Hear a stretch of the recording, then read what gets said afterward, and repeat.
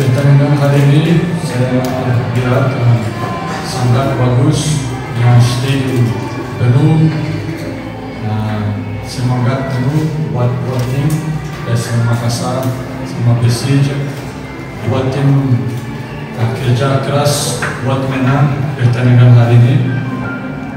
Hari ini hasil seri, tapi semangat dari dua pemain luar biasa buat menang hari ini.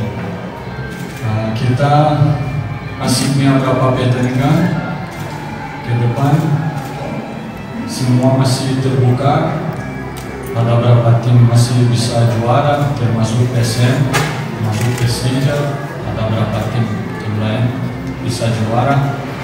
Pasti dari Persija kita pasti kerja keras di semua pertandingan sisa. Mudah-mudahan tidak ada alasan lagi soal stadium di Jakarta.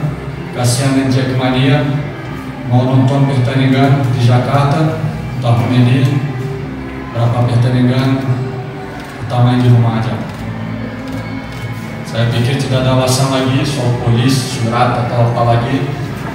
Di sisa pertandingan kita harus main di Gelora Bung Karno atau di Patriot. Dua stadium ini lebih dekat buat yang supporter.